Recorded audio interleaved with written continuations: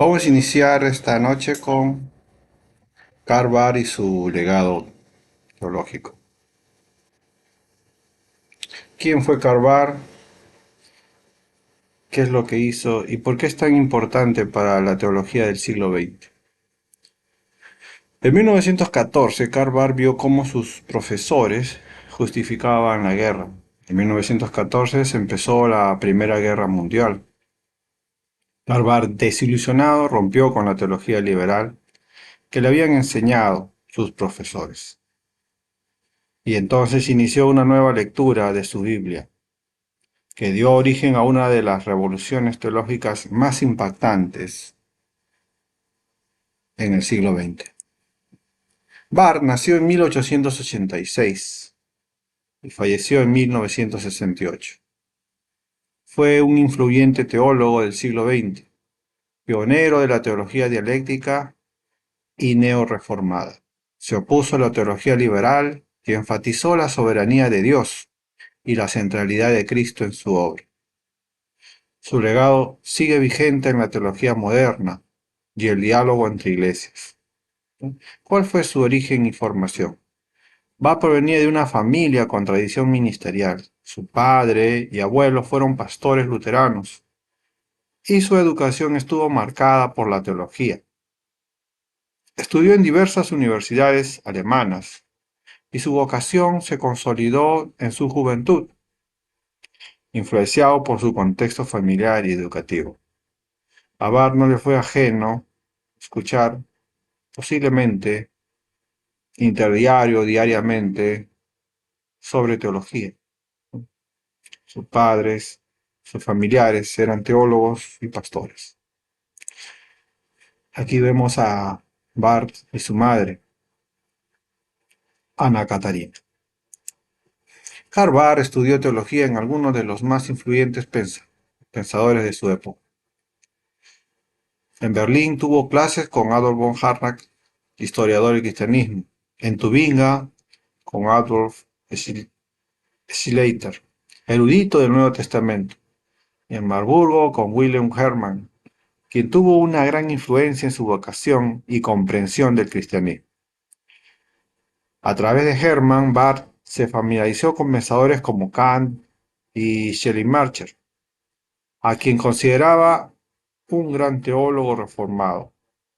En 1908, tras completar sus estudios sin obtener un doctorado, comenzó a trabajar en las revistas Christi Welt y publicó un artículo sobre el reino de Dios, reflejando una orientación teológica liberal. Sin embargo, con el tiempo se alejó de estas ideas. Aquí vemos la foto del historiador Adolf von Harnack, quien fue uno de sus maestros durante su estancia en Berlín. En septiembre de 1909, Barth fue ordenado como pastor asistente en Ginebra, ciudad con un fuerte legado reformado por la presencia de Calvino siglos antes. Durante su ministerio se dedicó a la predicación y a la confirmación de nuevos creyentes. En sus sermones, Barth reflejaba la influencia del liberalismo teológico que había recibido en sus estudios, enfatizando la realización del ideal humano y una moralidad elevada. Sin embargo, con el tiempo, su pensamiento teológico cambió y se alejó de esa perspectiva. Esta es la foto de Barth cuando era joven. En 1911, Barth fue asignado a la aldea de Safenville, un cambio significativo en su vida. Allí conoció a Nelly Hoffman, una joven talentosa de música, con quien se comprometió rápidamente. A los 24 años, Barth se trasladó a su nuevo destino antes de casarse. Safenville era un pueblo con una fuerte tradición protestante, pero enfrentaba tensiones sociales debido a la industrialización en una comunidad agrícola. Barth tuvo que tomar una postura política en ese contexto. A pesar de estos desafíos, su vida personal siguió avanzando. En julio de 1913 se casó con Nelly, con quien tuvo 5 hijos. Aquí vemos un par de sus hijos en 1916, con su esposa Nelly.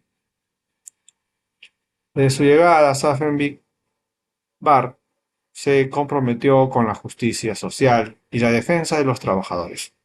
En 1915 se unió al Partido Socialdemócrata y se opuso a los propietarios que impulsaban la industrialización de la vida campesina. Su activismo sindical le valió los apodos de Pastor Rojo y Pastor Camarada. Barth afirmaba: el verdadero cristianismo es el verdadero socialismo, reflejando su convicción de que la fe cristiana y la lucha por la igualdad eran compatibles. Sin embargo, con el tiempo, experimentó una crisis en su enseñanza. En 1935, al reflexionar sobre su labor en Safenwijk, confesó: ahora puedo ver que no les prediqué el Evangelio con suficiente claridad durante el tiempo en que fui su pastor.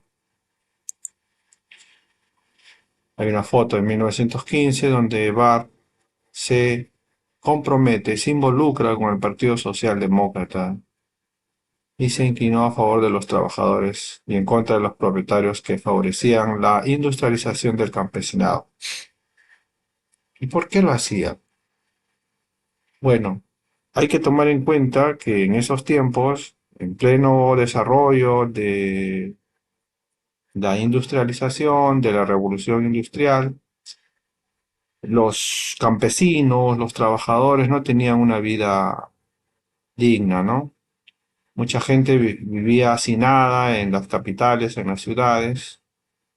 Los trabajadores no tenían ningún derecho, trabajaban más de 20 horas, muchas veces alejados de sus casas, de sus familias, con míseros sueldos y con ningún tipo de atención ni derechos básicos, ¿no? Podían morir en el trabajo y nadie se hacía cargo de ellos. Los jefes, la verdad, no les importaba más que producir. Entonces los trabajadores eran maltratados, ¿no? No tenían ninguna forma de poder eh, recuperar ni tampoco reclamar sus derechos, ¿no? Los derechos que hoy existen para los trabajadores, ¿no? Entonces Barth apoyó y estuvo en contra de este maltrato laboral, ¿no? Entonces apoyaba a los trabajadores, ¿no?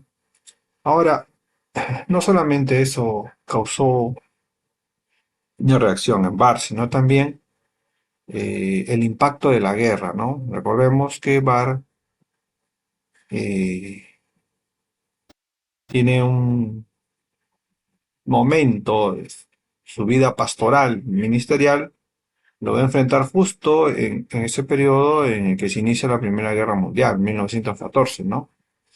Entonces, Barth, formado en la teología liberal alemana, sufre una profunda crisis cuando descubre que sus profesores, aquellos que le habían enseñado teología y Biblia, apoyaban la guerra de 1914. Este hecho lo llevó a cuestionar la teología que había aprendido, ya que veía una contradicción entre los ideales morales que le enseñaron y su respaldo a la guerra. Desilusionado, Barth se alejó del liberalismo teológico y buscó una nueva base para su pensamiento. Su estudio de la Epístola a los Romanos marcó un punto de inflexión, llevándolo a desarrollar una teología centrada exclusivamente en Dios y su revelación. Así sentó las bases de su teología dialéctica, alejándose de sus raíces teológicas y políticas anteriores. Ahora, Barth enfrentó una crisis en su ministerio y su visión teológica. Dudó de la viabilidad de los movimientos teológicos y políticos en los que creía. Buscó una nueva comunidad y un nuevo comienzo teológico basado en la Biblia. A inicios de 1914, Barth era seguidor de la teología liberal y el socialismo. Poco a poco rechazó esas ideas al darse cuenta de que la teología que había aprendido estaba en crisis. Influenciado por Soren Kierkegaard, el apóstol Pablo redefinió su perspectiva, se alejó del enfoque centrado en el hombre y sus ideales de progreso para centrarse en Dios. A los 30 años, Barth estudió intensamente la epístola a los romanos. Escribió un comentario bíblico radicalmente distinto a los de su época. Su nueva teología ya no se basaba en la tradición liberal, sino en la revelación de Dios a través de la Biblia. En resumen, Barth pasó de ser un teólogo liberal, influenciado por el humanismo, a centrarse en la soberanía de Dios, lo que dio inicio a una nueva corriente teológica. La transformación teológica de Barth, ¿no?, viene a raíz de una crítica a la teología liberal. Inicialmente Barth centraba su teología en la realización personal y social del hombre, dentro de los proyectos de progreso humano. Dios tenía un lugar, pero no el central que le daba la Biblia. Barth entonces le da una nueva comprensión a la escritura. Él descubre que Dios debía ser el centro, lo verdaderamente importante y decisivo, y no las causas humanas o religiosas. Eso es lo que él había aprendido, ¿no? En la teología liberal, Dios estaba muy lejos y el hombre estaba en el centro. Ahora, la diferencia entre Dios y el hombre. Barth destacó la contradicción entre los proyectos humanos y los de Dios, rechazando sus propias ideas anteriores que vinculaban al cristianismo con el socialismo. Cambió en su visión del reino de Dios. Comprendió el reino desde una nueva perspectiva basada en la revelación bíblica, manifestando su transformación espiritual. En definitiva, Barth abandonó la teología liberal y su compromiso con las ideas de progreso humano para centrarse en la soberanía y trascendencia de Dios según la Biblia. Los desafíos que enfrentó Barth con su comentario a la epístola de los romanos entre 1916 y 1918 fueron varios. Primero, la construcción de su nueva teología. Barth desarrolló un pensamiento teológico innovador para el momento, basado en la interpretación de la carta de Pablo a los romanos. Hay que decir de que la carta de Pablo a los romanos es una carta muy densa, que está llena de argumentos y de posiciones para que puedan conseguirse muchos cambios, ¿no? La fe se basa muchas veces en estas cartas que Pablo escribe, ¿no? Estos argumentos que son densos de Pablo han servido, por ejemplo, para Martín Lutero, para Agustín de Hipona, ¿no?, para reflexionar sobre la salvación, sobre la fe, sobre la justificación. Y entonces tenemos ahora aquí a un Barth leyendo, releyendo la carta de Pablo a los romanos y encontrando un asidero para poder reinterpretar su postura. Ahora, Barth, después de haber escrito su comentario, tuvo ciertas dificultades para publicar. Al principio los editores no aceptaron su comentario porque no encajaba en la teología dominante de la época. También hubo un rechazo académico. Una vez publicado, recibió críticas de eruditos y teólogos que veían su obra con cierta extrañeza, ¿no? Y uno de sus profesores tuvo una reacción. Adolf von Harnack le decía, que había sido su maestro, le advirtió que su pensamiento podría llevarlo a fundar una secta. Le estaba diciendo que se retracte, ¿no? Acusaciones de ambigüedad también recibió. Algunos críticos consideraban que su teología no era clara en ciertos aspectos. Este periodo marcó la primera gran controversia de Barth, pero también el inicio del impacto profundo que su teología tendría en el siglo XX. Esta es su edición, una antigua edición del comentario a la epístola a los romanos por Karl Barth. La segunda edición del comentario de Barth a la epístola de los romanos, en 1922, causó una verdadera revolución en la teología. Barth utiliza sus escritos para atacar a la teología liberal. Barth criticó duramente la teología liberal, señalando que reducía a Dios a los ideales humanos y aspiraciones religiosas, lo que él veía como idolatría. Para Barth, lo que la teología liberal hacía, pues era pura idolatría. Pues no se enfocaba en Dios, se enfocaba en el ser humano. Hubo y tuvo un impacto radical. El teólogo Carl Adam dijo que la obra cayó como una bomba en el patio de recreo de los teólogos, mostrando la disruptiva que fue. Cambió en el método, cambio en el método teológico.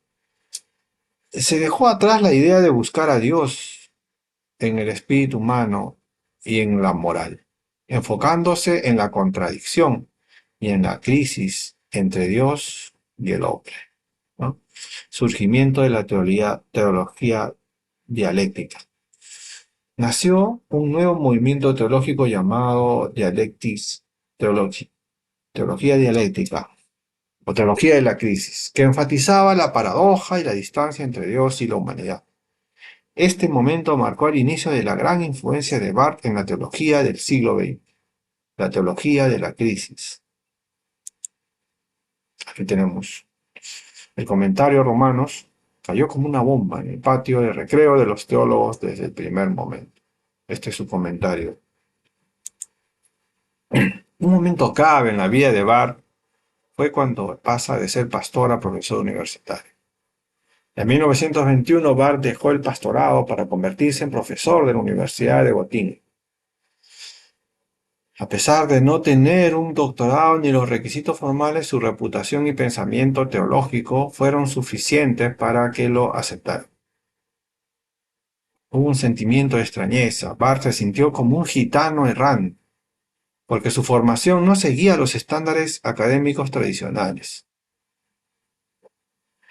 Un enfoque en la dogmática. En Göttingen profundizó en la dogmática, una rama de la teología sistemática que antes no había explorado lo suficiente. Barth se iniciaba en un nuevo campo, la teología sistemática, pero en la dogmática. Una obra clave, en 1924, sus conferencias sobre dogmática lo llevaron a escribir La instrucción en la religión cristiana, más tarde conocido como la dogmática de Göttingen. Esta obra se convirtió en la base de un proyecto teológico aún mayor.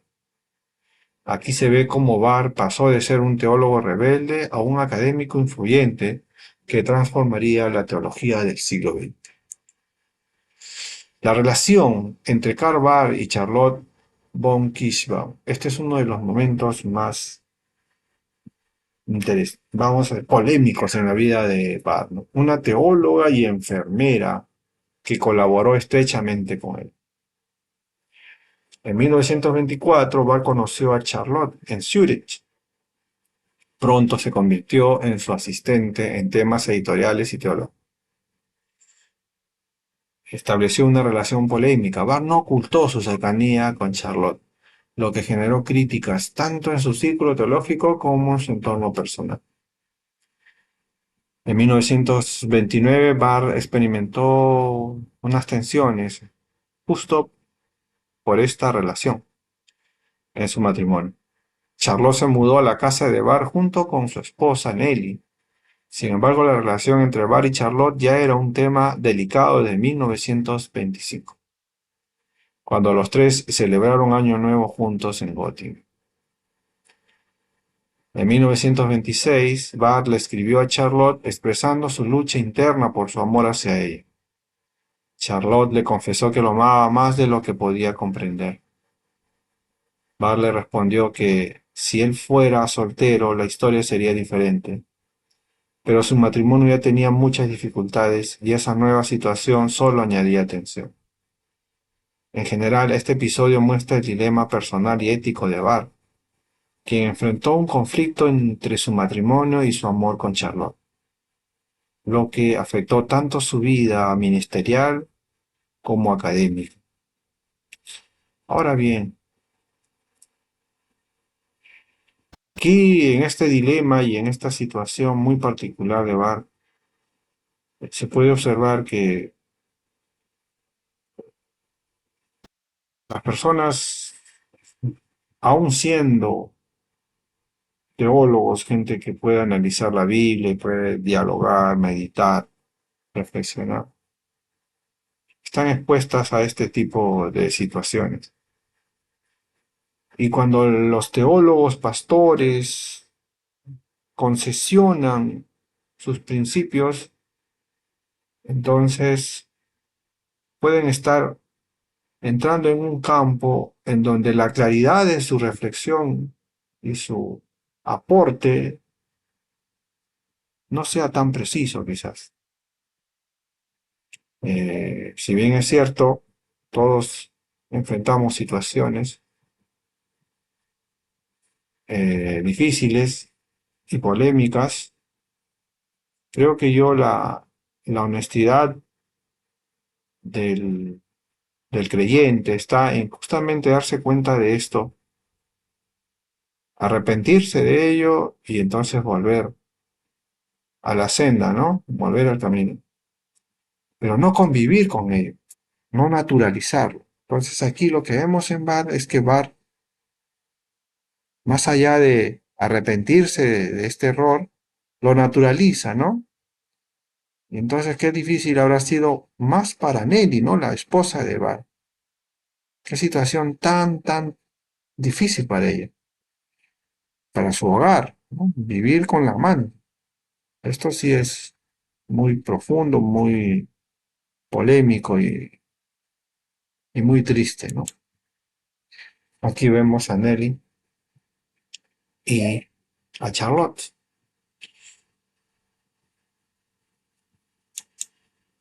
El dilema de Bart respecto a su relación con Charlotte y su impacto en su vida personal y profesional. Bart le contó a Nelly sobre su amor por Charlotte. También dejó claro que no podría mantener una relación espiritual ni alejarse completamente, pues eso le haría aún más daño. Y hay un dilema moral y teológico en esto. Bart entendía que seguir adelante con esta relación sería infidelidad. Era obvio. Estaba infidelidad. No solo hacia su esposa, sino también hacia su responsabilidad en la iglesia y la teología. La decisión complicada que tenía que enfrentar Bart. Entonces, ¿qué decidió? Decidieron limitar sus encuentros y reducir la correspondencia. Mantuvieron el asunto solo entre los tres. Sin embargo, la resolución no fue efectiva y la historia continuó. Qué difícil, ¿no?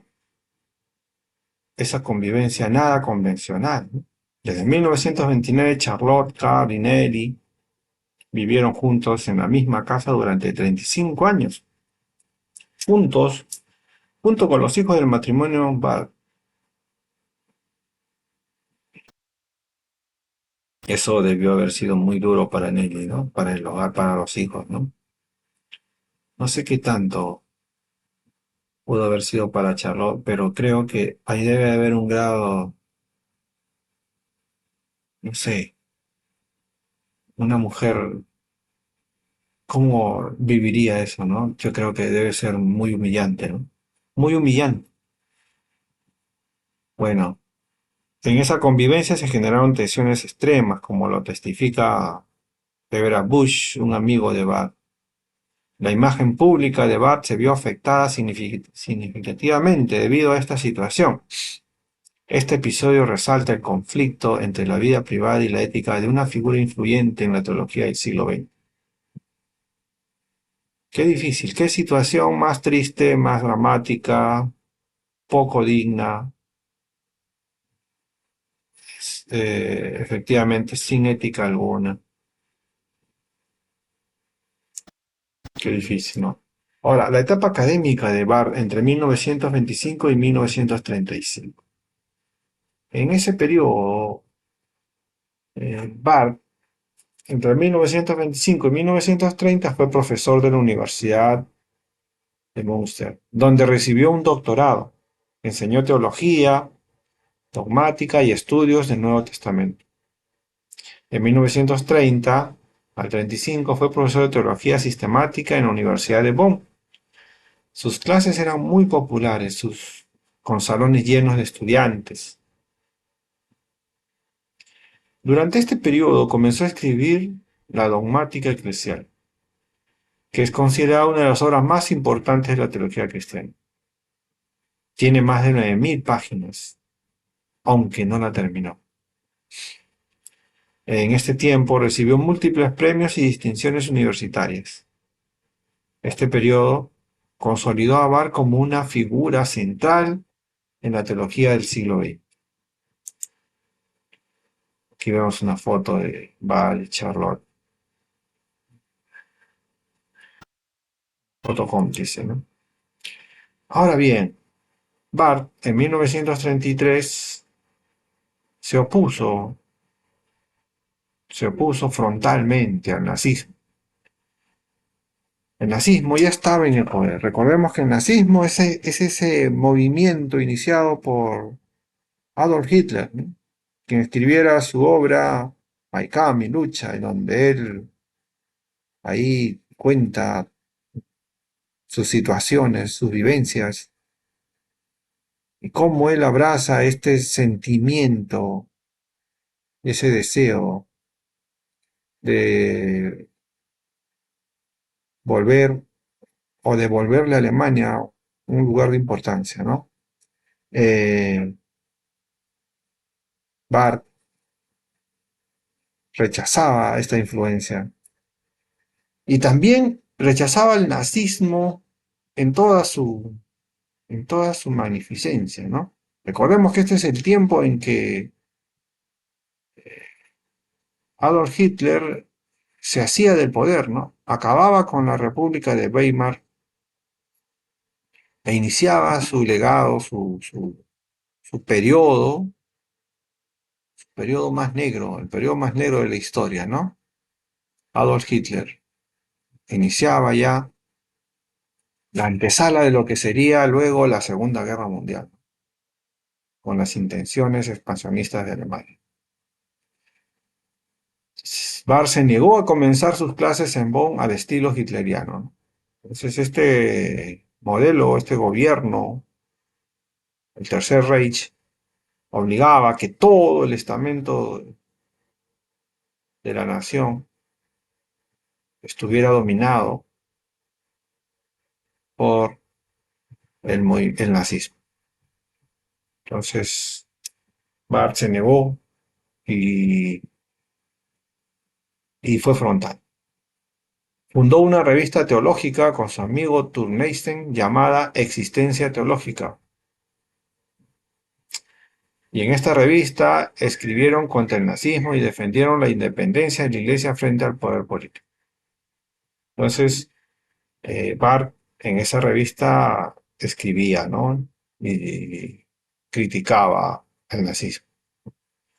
Esto es sumamente importante y significativo en la vida de Barth, ¿no? Con todo y lo que pueda él haber vivido y el haberse solamente puesto de forma frontal ante esta política expansionista y asesina que tuvo Hitler es significativo. En 1943, Barth tiene y manifiesta una oposición pública al nazismo. Y entonces se inicia una iglesia confesante, ¿no? La resistencia se hizo pública con la creación de la iglesia confesante. Entonces había una iglesia, que era la iglesia institucional, la iglesia luterana en Alemania, y ante el silencio y la complicidad, no solamente de la iglesia, sino de sus pastores, sus seguidores, y todas las áreas, Barth señala una distinción, señala una diferencia, y dice, no, yo no puedo estar del lado de estas ideas expansionistas y racistas, ¿no? Porque el movimiento nazi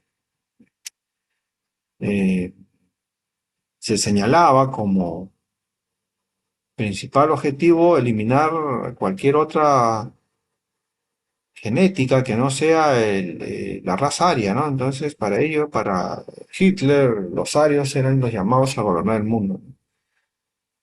Ante esta situación, Barth dice, no, existe entonces un pueblo, existe un grupo de creyentes que tiene que enfrentarse ante esto, ¿no? Entonces, al no ver algún tipo de respuesta de la iglesia institucional, aparece la iglesia confesante, ¿no? La iglesia confesional desaparece o, en todo caso, sigue ahí a las órdenes del nazismo. Y no solamente esta iglesia, ¿no? También la iglesia católica eh, se puso a disposición del nazismo, ¿no? En ese tiempo. Entonces, reunió a pastores y cristianos que rechazaban la ideología nazi, ¿no? Y se diferenciaban de los cristianos alemanes, quienes se alinearon con Hitler. Este episodio muestra la valentía teológica y política de Barth, quien defendió la libertad de la Iglesia frente a la manipulación del régimen nazi. Entonces, el andamiaje, ¿no?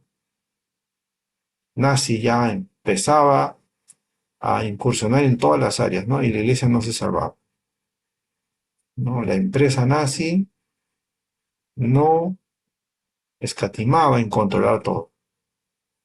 Y Barth dice, no, a la Iglesia no. A la Iglesia no, dijo, no. Para 1943, Barth rechazó el nazismo y lo hizo público, ¿no? Un grupo de pastores, entre ellos Barth, se unió para organizar una comunidad de resistencia a Hitler y su ideología. Y esto va a tener consecuencias. En 1934, Barth firma una declaración, elabora una declaración, la declaración de Barmen, en donde Barth juega un papel muy importante, ¿no? Clave en la resistencia que decía contra el nazismo. En mayo de 1934, la Iglesia Confesante se reunió en un contexto de amenazas y persecución. En ese encuentro, Barth fue el principal redactor de la Declaración de Barmen, un documento teológico que rechazaba la influencia del nazismo en la Iglesia. Esto iba a traer cola, ¿no? En 1935, un año después de la Declaración de Barmen, pues, Barth fue destituido de su cargo como profesor en Alemania. Tuvo que abandonar Alemania y regresar a Basilea, Suiza. Con el tiempo volvió a Alemania solo en viajes breves y esporádicos. La Declaración de Barmen sigue siendo un símbolo de la resistencia cristiana al totalitarismo, ¿no? Y la valentía de Barth, ¿no? Que marca la historia de la resistencia frente a estos movimientos totalitaristas. Y en este tiempo hay que identificar que el nazismo es tan igual en su sentido totalitarista al fascismo, al franquismo y al estalinismo, ¿no? Modelos no democráticos, ¿no? Modelos de factos, ¿no? Donde el país se rige y se somete ante un líder, ¿no? Ante un líder militar, ¿no? Que ejerce temor, miedo y terror si es que no se ponen a obedecer sus órdenes, ¿no? Ese es el fascismo, ese es el nazismo, el estalinismo, el franquismo. Esos son los movimientos que aparecen justamente en el periodo entre guerras, ¿no? Entre 1918, termina la Primera Guerra Mundial, hasta los eventos de la Segunda Guerra Mundial, 1935, ¿no? Entonces, cuando Barth se enfrenta a este movimiento nazi, también se está enfrentando ante eh, todo tipo de totalitarismo, ¿no? Que sería el fascismo, que sería el estalinismo. Entonces esto es importante, ¿no? Señalar, ¿no? Por lo menos sus principios, ¿no? Por lo menos sus principios, ¿no? Bueno, aquí tenemos algunas de las obras, ¿no? De Karl Barth, conferencias, su dogmática y su última trayectoria, ¿no? Tras la Segunda Guerra Mundial, Barth continuó su labor teológica, ¿no? Entre 1946 y 1948 volvió a Bonn, donde dictó conferencias sobre el credo y contribuyó a la reconstrucción de Alemania, ¿no? Desde 1946 hasta 1966 trabajó en su obra más importante, la Dogmática Eclesial, que comenzó a publicar en 1932, ¿no? La estructura de la Dogmática Eclesial, ahí vemos el tomo 1, la doctrina de la palabra de Dios, tomo 2, la doctrina de Dios, el tomo 3, la doctrina de la creación, 4 partes, el tomo 4, la doctrina de la reconciliación, 5 partes, ¿no? Ese fue el que quedó incompleto, ¿no? Algunos señales un tomo quinto, contexto sobre escatología, aunque Barth no llegó a escribir una sección específica sobre ese tema, ¿no? Su dogmática eclesial sigue siendo una de las obras teológicas más influyentes del siglo XX, marcando un hito en la teología protestante, ¿no?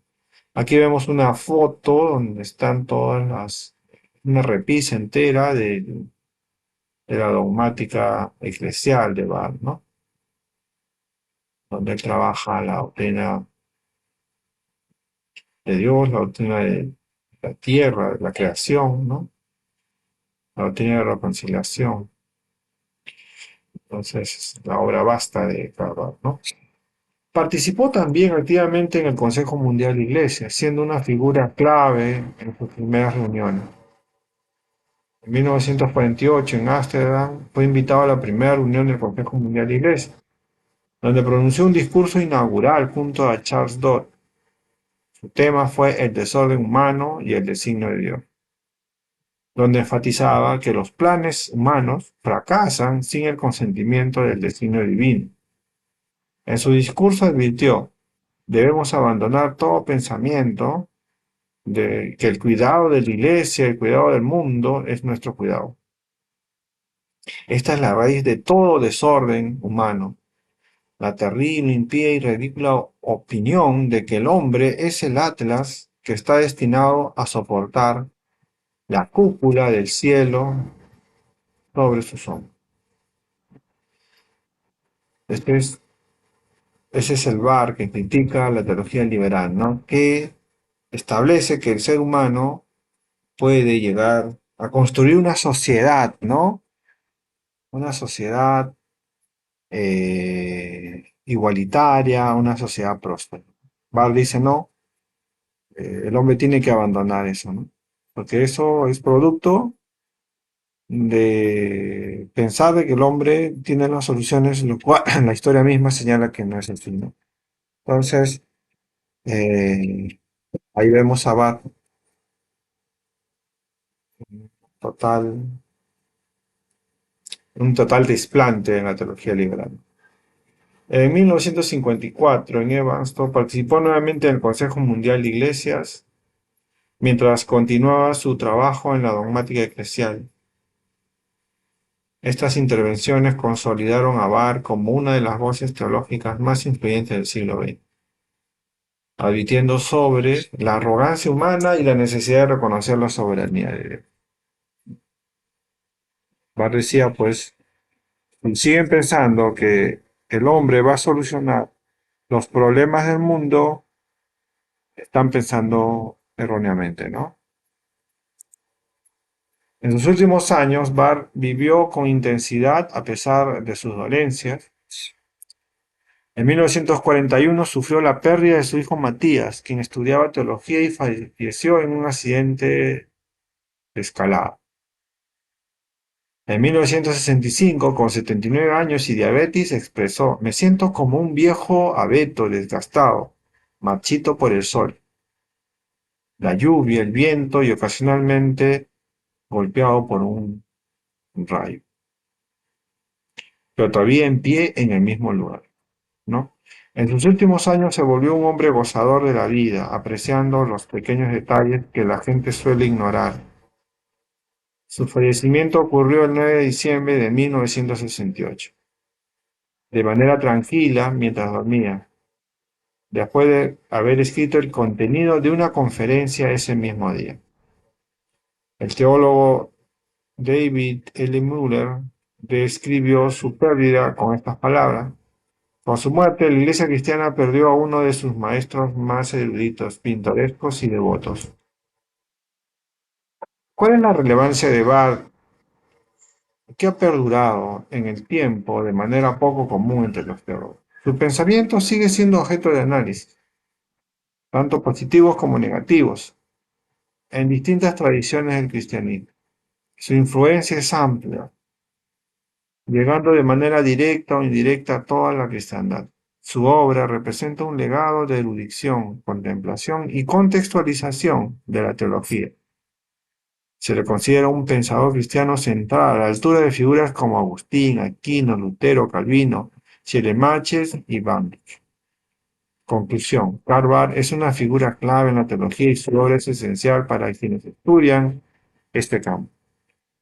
Como señala algunos, dicen, los nuevos futuros teólogos no deberían morir sin antes haber conocido a Barth, por lo menos sus ideas centrales. Hay una foto de Barth en sus últimos días junto a su esposa Nelly, posiblemente alguno de sus nietos o nietas, ¿no? Bueno, esta es la vida de Barth, ¿no? Vamos a ver algo más sobre Barth, ¿no? Barth es uno de esos personajes que tiene mucho que enseñar, ¿no? Barth tiene un legado que ha dejado, y entonces nosotros podíamos observar de manera un poco más pertinente cuál es ese legado, ¿no? Primero, ¿quién fue Barth? Para hacer una recopilación, Barth fue un influyente teólogo suizo del siglo XX. Su pensamiento cambió la teología al centrarse en la revelación de Dios a través de Cristo. Barth se opuso al liberalismo teológico que intentaba adaptar la fe a la cultura moderna.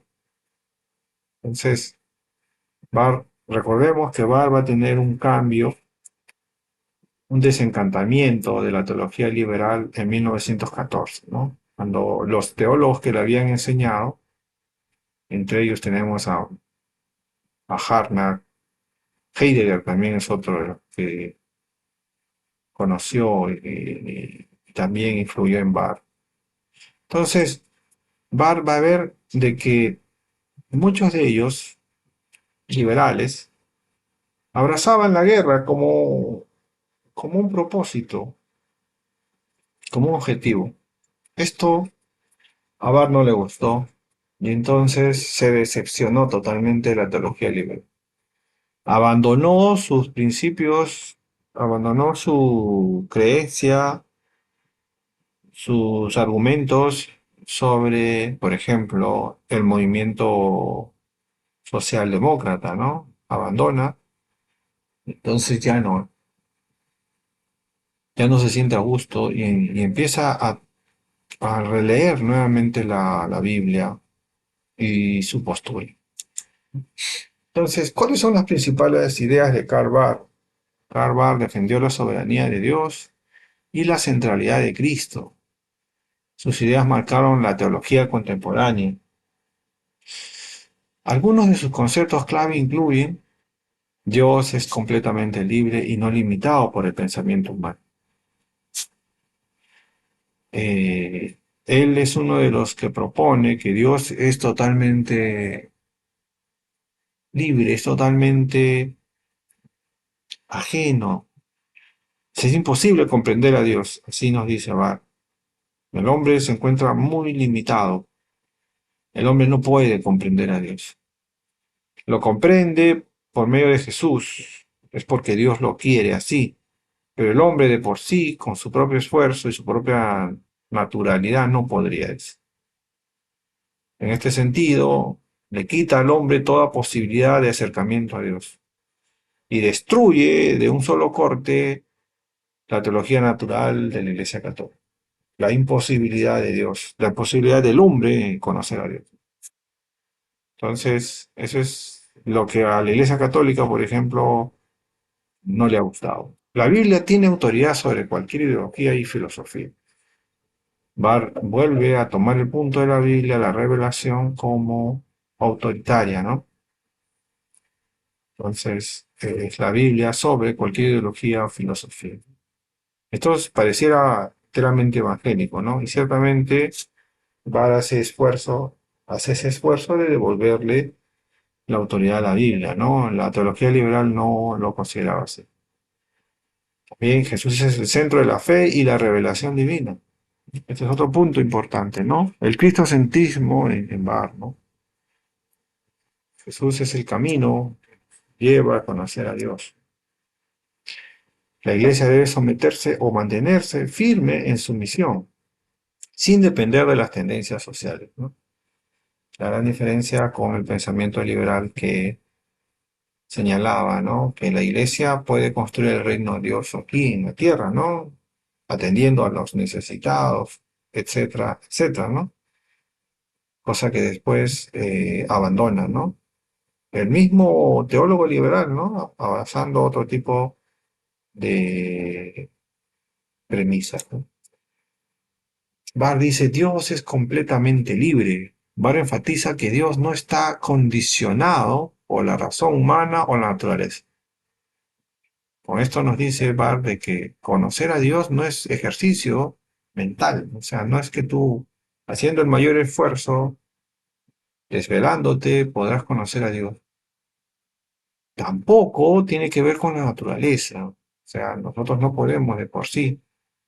La naturaleza está totalmente limitada, no podemos llegar a conocer a Dios. El conocimiento de Dios solo es posible porque Él mismo decide revelarse a través de Jesucristo. O sea, nosotros conocemos a Dios porque Él lo quiere, ¿no? Y Él nos dice cómo podemos conocer a Dios, cómo podemos conocerle al mismo. Esto significa que la fe cristiana no se basa en la lógica humana, sino en la gracia divina. Entonces, esto es importante señalar, ¿no? Esto es importante señalar, ¿no? Va está tomando en cuenta muchos de esos principios evangélicos, ¿no? Está retornando a los principios calvinistas, ¿no? Ahora, Barr rechaza el liberalismo teológico. Entonces, a principios del siglo XX, muchos teólogos querían modernizar la fe cristiana, pero Barr se opone a esta tendencia, argumentando que la teología no debía ser influenciada por la cultura del momento. Entonces, ahí está el punto, ¿no? Se opone. Dice, la teología no debe ser influenciada por la cultura del momento. Después de su experiencia, Barr argumenta esto, ¿no? Para él la Biblia debía ser la única fuente de autoridad en asuntos de fe. Acá nuevamente debate, ¿no? Eh, con la postura católica. La postura católica tiene en su haber no solamente la Biblia, ¿no? La Biblia para ellos es algo tan similar o tan contundente para ellos es igual la historia, para ellos es la tradición. La tradición para la Iglesia Católica es como la Biblia misma, ¿no? La razón, ¿no? La razón, la reflexión, ¿no? La doctrina que ellos, ¿no? establecen es tan igual que la Biblia, ¿no? Entonces Barth dice, no, la Biblia debe de ser la única fuente de autoridad. No hay otra, ¿no? La tradición no tiene nada que ver acá. La tradición es un constructo, ¿no? La Biblia es la única fuente, o debe ser la única fuente de autoridad en asuntos de fe. Entonces él pone los puntos en la silla. Ahora, Barth postula hacia un cristocentismo. Para Barth, Jesús es la clave para entender a Dios y la fe cristiana. No podemos conocer a Dios por nuestros propios medios, sino solo a través de Cristo. Toda la Biblia debe interpretarse a la luz de la persona y obra de Jesús. Así dice Barth, ¿no? Ciertamente esto es evangélico, ¿no? Es 100% evangélico, ¿no? No podemos conocer a Dios por nuestros propios medios, sino solo a través de Cristo. Y toda la Biblia debe interpretarse a la luz de la persona y obra de Jesús. Esto es clave para entender a Dios y la fe cristiana. ¿Para qué habla de la iglesia y la sociedad? Barth creía que la iglesia no debía conformarse con la sociedad, Su papel es ser una voz profética, denunciando las injusticias y proclamando el mensaje de Dios. No se trata de adaptarse a las modas, sino de ser fiel a la verdad bíblica. Entonces, de eso habla Barr, ¿no? No se trata de adaptarse a las modas, sino de ser fiel a la verdad bíblica. Barr creía que la iglesia no debía conformarse a la sociedad. Su papel es un papel denunciante, ¿no? De las injusticias, además proclamando el mensaje de Dios. Esto también tiene mucha vinculación con la actualidad, ¿no? O sea, no se trata de un cristianismo en una burbuja, ¿no? Sino que es un cristianismo, es una fe que se vincula con el día a día. Entonces, no se puede estar ajeno a la realidad, ¿no? No se puede estar ajeno. El impacto de Karl Barth. Las ideas de Barth influenciaron a muchas generaciones de teólogos y pastores, ¿no? Participó en la declaración de Barmen, que se opuso a la influencia del nazismo en la iglesia. Influyó en el Concilio Vaticano II, ayudando a renovar el pensamiento teológico. Reformó la teología protestante, promoviendo una visión centrada en Cristo y en la vida. Bueno, tenemos que decir ahí que él reformó ciertamente la perspectiva que tenían los teólogos liberales, ¿no? En realidad, los teólogos liberales siguieron pensando como ellos se lo suponían, pero propone un cambio al punto de vista liberal. Eso sí, ¿no?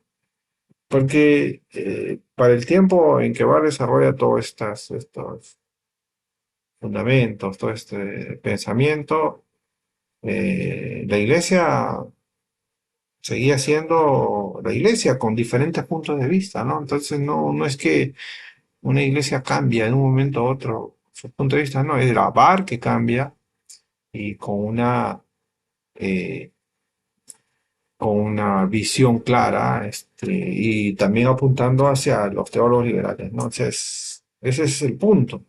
Pero la iglesia evangélica seguía teniendo una visión clásica, ¿no? Una perspectiva clásica de la, de la doctrina, ¿no? Ahora bien, esto es importante, ¿no? Ese es el legado que Barr nos ha dejado, ¿no? Ahora bien, pero, ¿qué es lo bueno y malo que podemos ver en Barr? A ver, vamos a hacer un pequeño análisis. Aquellos que han considerado lo bueno y lo malo en Barr. Primero, la introducción.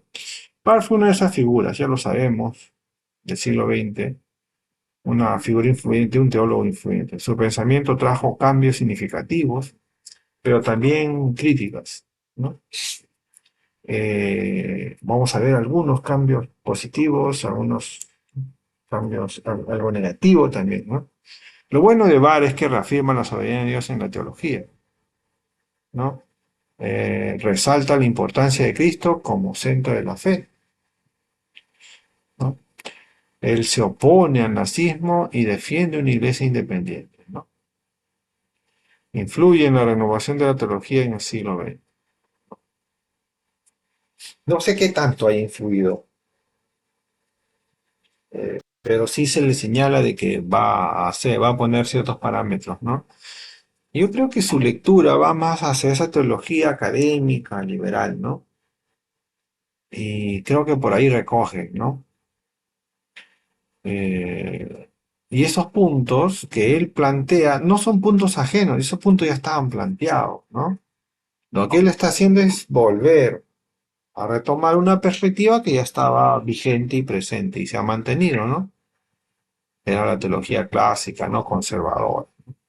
Ahora, lo que podemos ver en Carvar sí es su posición al nazismo, ¿no? Carvar sí se opone al nazismo, ¿no? A esos movimientos totalitarios, ¿no? Eso sí hay que tener valentía para hacerlo, ¿no? En el periodo en que lo hace, sí, ¿no? Porque era Adolf Hitler, un asesino, fácilmente lo mandaba a matar, ¿no? Como mandó a hacerlo con mucha gente, ¿no? Entonces, no, eso sí, es de resaltar en parte. Entonces, Cuando él habla, por ejemplo, de reafirmar la soberanía de Dios en la teología, ese es su punto de vista, es un punto de vista que estaba vigente, ¿no? En las teologías conservadoras, ¿no? Siempre lo estuvo vigente, solo que él, para él, no estuvo vigente en su vida, en su ministerio, en su interpretación, en su lógica, ¿no? Y en las teologías liberales, ¿no?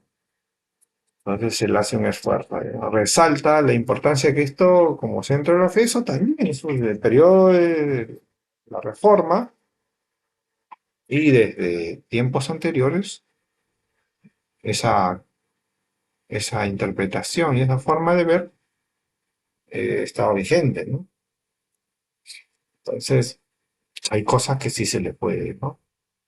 Hay cosas que sí se le puede destapar. Es su total rechazo a los movimientos totalitarios. Entonces, ahora vamos a ver lo bueno, ¿no? Barr ayudó a devolver la autoridad de la teología a la revelación de Dios y no a la razón humana. Bueno, eh, su punto de vista sobre la autoridad de la teología, nuevamente, no es un punto de vista nuevo, no es que él es el adalid el que devuelve, no, para nada. Él plantea una visión que ya estaba presente, ¿no? Solo que él, por su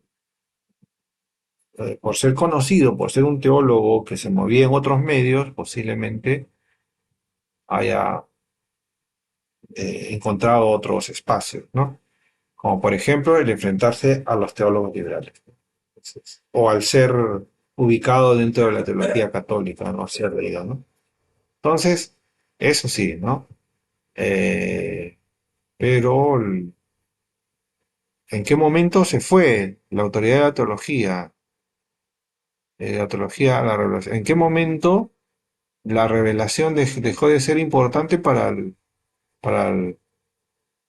los grupos cristianos conservadores? No, nunca, siempre estuvo ahí, ¿no? O sea, ellos manejaron siempre ese punto de vista. Pero para ponerlo en la mesa, este Barth era más conocido y entonces en su confrontación con los teólogos liberales les pone un punto de vista que para ellos era posiblemente desactualizado, ¿no? Pero él argumenta y le dice por qué razón. Su enfoque cristocéntrico hizo que la fe estuviera basada en Cristo y no en tradiciones humanas. Ahora bien, esto sí es anticatólico totalmente, ¿no? Hay puntos que Barr establece y que es un corte total con la Iglesia Católica, ¿no? La tradición, la religión, ¿no? Y aquí vemos un enfoque, ¿no? Que dice, ¿no? La fe está basada en Cristo, ¿no? Y no en tradiciones humanas. Entonces aquí la tradición, que es tan igual para el católico que la Biblia, pues queda desfasada totalmente, ¿no? Los concilios, todo eso queda desfasado totalmente. Entonces Barth fue un firme opositor, bueno, ya lo vimos, al nazismo y a preservar la independencia de la Iglesia. Su impacto se vio reflejado en el Concilio Vaticano II y en la teología protestante. Bueno, el Concilio Vaticano II asistió al Concilio Vaticano I y bueno, en el Concilio Vaticano II posiblemente con los teólogos que estuvieron presentes en ese tiempo, ¿no? En la teología protestante, bueno, existen varias teologías protestantes, ¿no? No es solamente uno. Entonces, supongo que en alguna de ellas, ¿no? Pero, como vuelvo a repetir, eh, la doctrina conservadora, los teólogos conservadores han guardado esa perspectiva de que Jesucristo es el único, la palabra de Dios es el único, desde la Reforma posiblemente. O sea, no es que Barr le devuelve, no, Barr hace su énfasis, su enfoque para él y para su público, que son los teólogos liberales, y su audiencia también que tiene que ver con la Iglesia Católica. Pero la Iglesia evangélica, los teólogos conservadores han conservado los puntos que él mismo ahora, que él mismo en su momento resalta, y los han conservado desde pues tiempo mucho antes. Entonces, de que su perspectiva va a ser novedosa y va a tener argumento posiblemente para esos sectores en los cuales él se movía. Ahora, lo malo de Barth. ¿Cuál es lo malo de Barth? Su rechazo al liberalismo teológico, ¿no? Lo llevó a descartar algunas ideas valiosas. Su teología puede ser difícil de entender debido a su estilo complejo. Algunos creen que su énfasis en la soberanía de Dios limita la responsabilidad humana. Bueno, ciertamente, ¿no? Para él, el hombre es el totalmente otro, ¿no? Perdón, para él, Dios es el totalmente otro, ¿no? Y el hombre está totalmente desprovisto de maneras y formas, está limitado para conocer a Dios, ¿no? Entonces, eso, aquí entra un detalle que le acuñan a Barr, ¿no? Es esa frase, ¿no? La Biblia contiene la palabra de Dios, ¿no? No es la palabra de Dios. Fíjense, ¿ah? Ese es un dilema, ¿no? La Biblia, ¿es la palabra de Dios o contiene la palabra de Dios? Y Barr va a ser usado aquí, ¿no? Para él, la Biblia contiene la palabra de Dios. Y yo creo que si ponemos en discusión ese tema, pues hay mucho campo ahí para debatir, ¿no? Pero creo que no se puede descartar ninguna de las dos posibilidades, ¿no? La Biblia es palabra de Dios y contiene palabra de Dios. Entonces, eh, eso posiblemente se pueda dialogar en otro momento, pero esto es lo que se le acuña a Barr, ¿no? El haber señalado esa distinción, ¿no? Porque para Barr, Dios es conocido porque Él establece las maneras y formas de cómo conocerlo, ¿no? De cómo conocerlo. Punto bien, bien polémico en Barr. La explicación de lo malo. Aunque Barr se oponía al liberalismo, algunos piensan que rechazó ideas que podrían haber sido útiles. Su lenguaje y estilo pueden hacer que su teoría sea difícil. Mira, esto creo que ya lo hemos visto. Conclusión. Barr dejó un legado teológico muy influyente. Su énfasis en la soberanía de Dios y en Cristo enriqueció la teología cristiana. Creo que el énfasis sobre la soberanía de Dios eh, es ajeno. Podemos encontrar en Agustín de Hipona eso, ¿no? El mismo Lutero, en los teólogos protestantes del siglo XIX-XX también hablan sobre eso, ¿no? Pero como digo, ¿no? Barth se movió en otro círculo, ¿no? En un círculo de diálogo con teólogos católicos, con teólogos con teólogos liberales, ¿no? Y eso creo que es el plus que tiene Barth, ¿no? Que eh, desarrolla y dialoga con académicos, ¿no? Ahora dice, su énfasis en la soberanía de Dios y en Cristo enriqueció la teología cristiana. Sin embargo, sus posturas también generaron críticas y desafíos. Su impacto sigue vigente en la teología contemporánea. Obvio, sí. Barth es uno de esos teólogos que ha dejado huella y pues hasta ahora lo leen, ¿no? Hasta ahora lo leen. Poco difícil de entender por su forma de escribir. Existe la carta a los romanos, que ya está traducida al español por la editorial Cristiandad, creo. No, autores cristianos. Y, y su teología evangélica, introducción a la teología evangélica, creo que está escrita así, es por editorial Sígueme, ¿no? también se puede tener en castellano. La mayoría de sus obras están en inglés, posiblemente en alemán, ¿no? Entonces, esas son las limitaciones a veces que se tiene para poder eh, comprender a estos incomprendidos teólogos, ¿no? Ahora, pasemos a esto. ¿Por qué existen los teólogos? ¿Por qué existen los teólogos? Esto es un apartado que es bueno manejarlo, que es bueno dialogarlo, ¿no? Barr es uno de ellos, vamos a ver a varios en este proceso, ¿no? A Bonhoeffer, Bullmann, que sé yo, Pannenberg, Tillich, en fin, todos estos teólogos, ¿no? Gutiérrez. ¿Por qué? ¿Para qué existen estos teólogos? Algo breve, ¿no? La teología es el estudio de Dios y su relación con el mundo. Los teólogos tienen un papel crucial en la iglesia y en la sociedad. Ciertamente, ¿no? Entonces, su papel eh, se relaciona con la interpretación, ¿no? Ahora, ¿qué es la teología? Es el estudio sistemático de Dios y la fe. Busca comprender la revelación divina. Se basa en la Biblia, la tradición, la razón y la experiencia, ¿ya? Pero aquí vamos a hacer una salvedad, ¿no? ¿Qué es la teología? La teología, ciertamente, para algunos sectores, como la Iglesia Católica, se basa en la tradición, ¿no? Pero para el protestantismo, la teología es básicamente la relación, la interpretación que se tiene de la Biblia de manera sistemática, ¿no? Entonces, ¿se usa la razón? Claro que se usa la razón, ¿no? Cuando uno hace teología, hace investigación y se, se guía y usa diferentes herramientas, ¿no?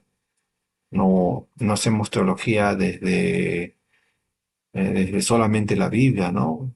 Tenemos que usar otras herramientas, ¿no? Hablaremos de historia, hablaremos de análisis exegético, nos valemos de lingüística, nos valemos de la antropología, ¿no?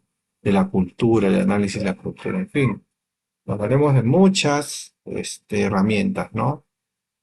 Entonces, eso es importante señalar, ¿no? ¿Qué es lo que busca la teología? Busca comprender la revelación de Dios. Busca comprender la revelación de Dios. Ese es un punto importante, ¿no? ¿Qué más? Es el estudio sistemático de Dios y la fe, ¿no?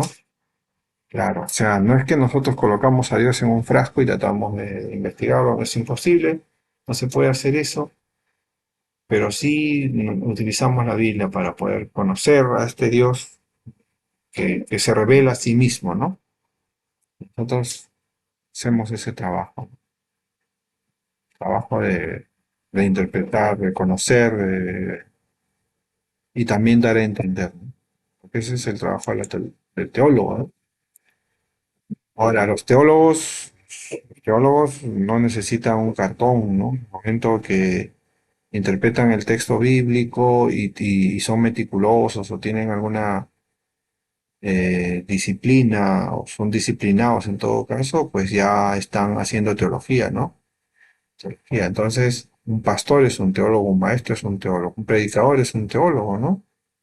Ahora, los niveles son diferentes de repente, no hay teólogos y teólogos, ¿no? Hay gente que se dedica a eso, estudia y es muy comprometida y hace análisis muy profundo, entonces son teólogos de profesión, los profesionales, ¿no? Ahora, ¿cuál es la función de los teólogos, ¿no? Explicar la fe cristiana de manera... Ciertamente se reduce a eso, ¿no? No es complicar la vida, no es explicar, ¿no? Entender, ¿no? Para explicar hay que entender, ¿no? La fe cristiana de manera comprensible. Reflexionar sobre los desafíos actuales a la luz de la teología, ¿no? Guiar a la iglesia en su misión y enseñanza. Dialogar con otras disciplinas y corrientes filosóficas. Eso es importante, ¿no? El teólogo no está en solo, ¿no? Él no es que él agarra su Biblia y desarrolla todo, no, se vincula con otras disciplinas, ¿no? Dialoga, ¿no? ¿Para qué lo hace? Lo hace pues para dar luz, ¿no? Entender y dar a entender, ¿no? Explicar, ¿no? Predicar el mensaje de Dios, ¿no? Entonces, eso es el trabajo, la función del teólogo, ¿no?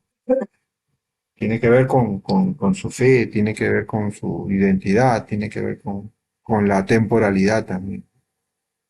Entonces, sobre todo, dar a entender a la iglesia, ¿no? Sobre esos temas que son múltiples, diversos y a veces son temas complicados también. ¿Cuál es la importancia de la teología, no?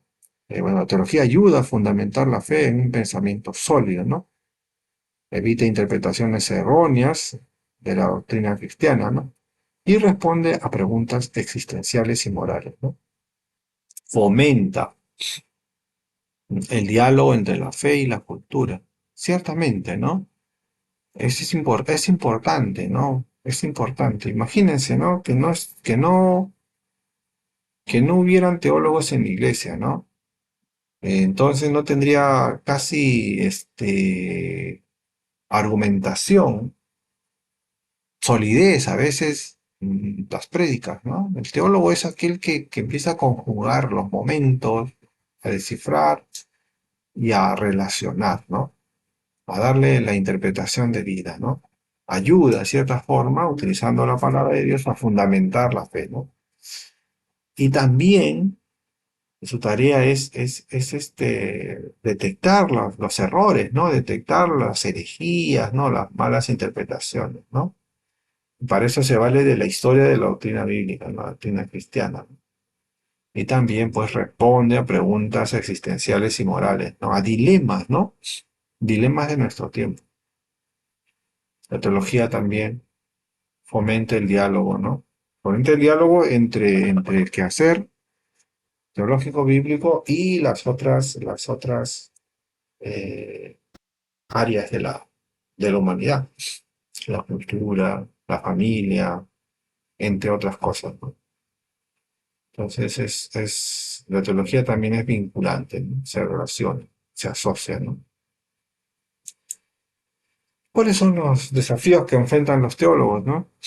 Primero, mantener la fidelidad a las escrituras, ¿no? En un mundo cambiante, ¿no? Enfrentar el escepticismo y la secularización. Hacer la teología accesible para todos. Eso es lo que enfrenta, esos son los desafíos, ¿no? Integrar la fe con nuevas perspectivas, ¿no? Claro, ¿qué nos dice la fe sobre esto?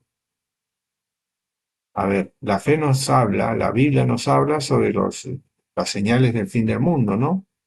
Pero ¿qué nos dice, por ejemplo, sobre nuestra labor en cuanto al cambio climático, pues? ¿Qué nos dice en nuestra posición frente a la corrupción en la sociedad? ¿Qué nos dice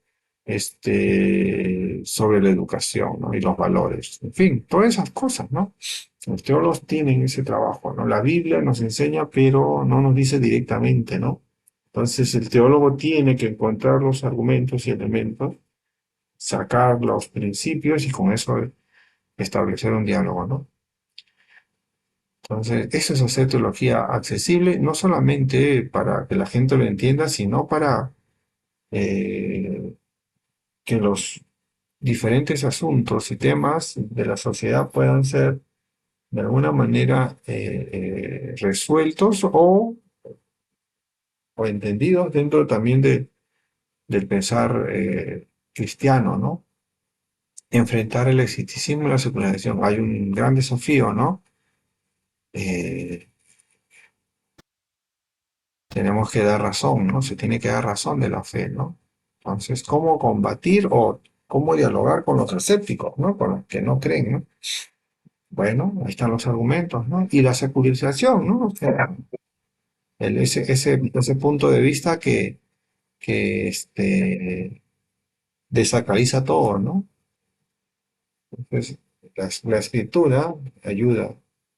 La escritura tiene elementos, la escritura tiene principios, ¿no? El teólogo tiene que encontrar esos elementos, esos principios para poder compartirlos. Conclusión, los teólogos tienen un papel fundamental, ¿no? en la iglesia y la sociedad. Su trabajo ayuda a comprender y vivir la fe de manera más profunda. Los teólogos siguen siendo necesarios para responder a los retos del mundo actual. Ciertamente, ¿no? La teología sigue siendo vigente y necesaria, ¿no? Nos ayuda eh, a comprender, a conocer, ¿no? A conocer lo que Dios, lo que Dios nos ha revelado, ¿no? Conocemos a Dios por medio de su revelación, ¿no? Y los teólogos en ese sentido tienen un papel fundamental, ¿no? Aunque no hay teología que sea novedosa en el sentido de que lo que se diga, pues nunca se ha dicho, no.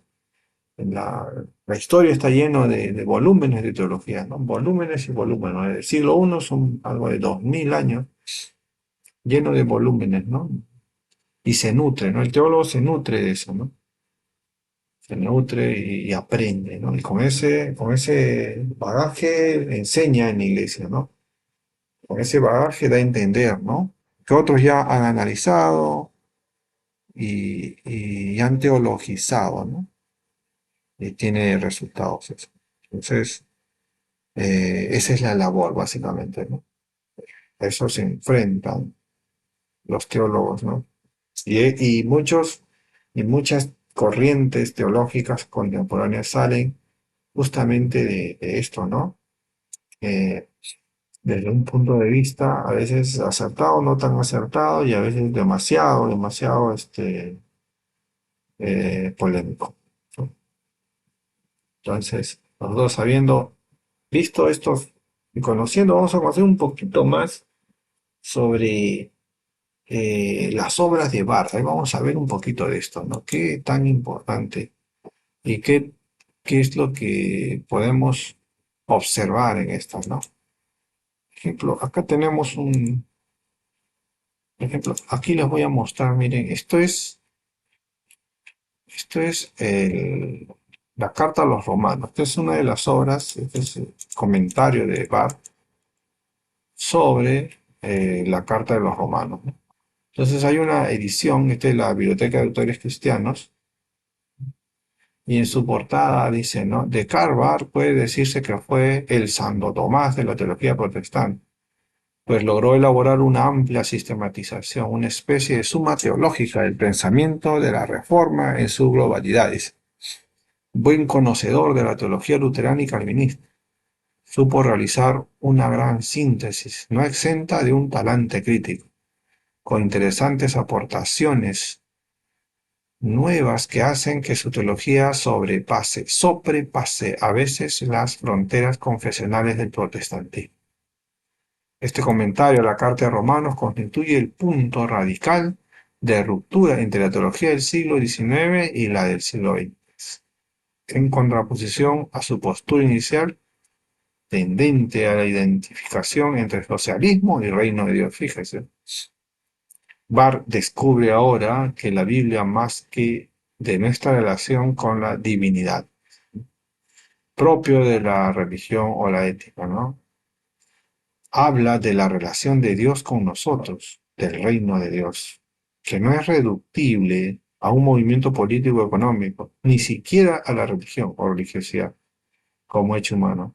Su lema será el de una absoluta disociación entre la inmanencia y la trascendencia.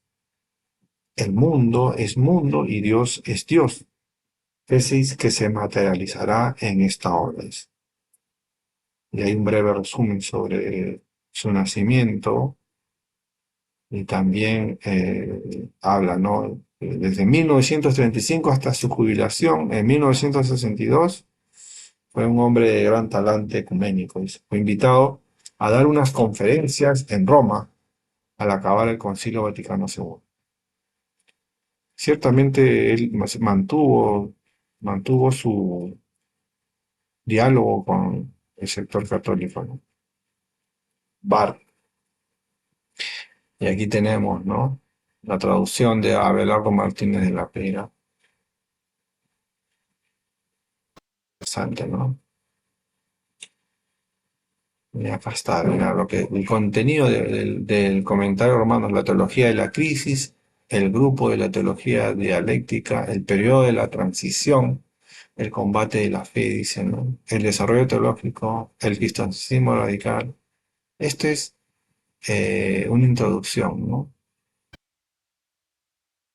Introducción. Y acá tenemos cómo, cómo él estructura, ¿no?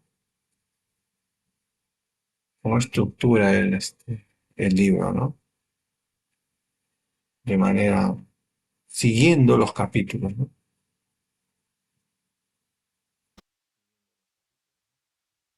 A ver, vamos a ver, vamos a leer un pedazo de esto.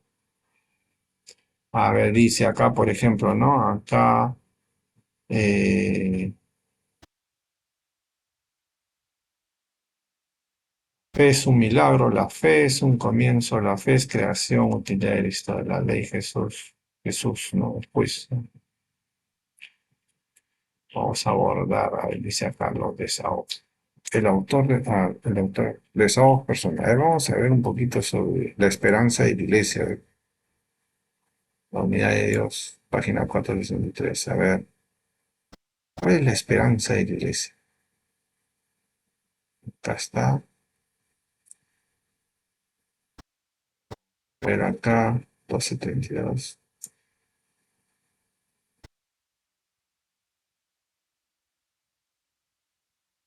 Libro tan, este comentario. El espíritu, muy tenso, dicen algunos, que va. A ver, vamos.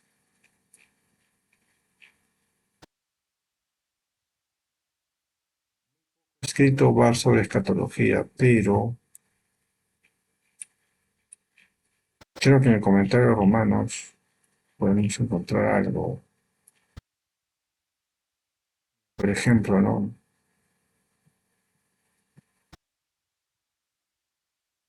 Eh, Aquí habla sobre Israel, ¿no?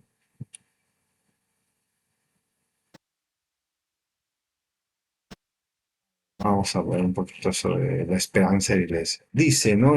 En capítulo 11, verso 1 al 10, en Romanos, dice, y pregunto yo, ¿es que Dios ha rechazado a su pueblo? De ningún modo, que también yo soy israelita del linaje de Abraham, de la tribu de Benjamín. Dios no ha rechazado a su pueblo al que él conoció. A ver, a ver qué nos dice va, dice, ¿no? Es que Dios ha rechazado a su pueblo, la luz brilla en la oscuridad. Como debe sonar la segunda parte del dicho de Juan, la oscuridad no la comprendió o la oscuridad no la venció. Si se tiene en cuenta el contexto, parece más obvio lo primero. No tenemos que quedarnos en aquel no inmóvil, que es, de hecho, hasta donde la vista alcanza la última palabra del hombre. No tenemos que permanecer en aquel ateísmo de la iglesia que tan pronto como ella está de modo inexorable ante la división, a favor o en contra de su propio tema. Se desvela como la auténtica naturaleza de ella. No tenemos que permanecer en aquel satanismo del gran inquisidor que conoce a Dios,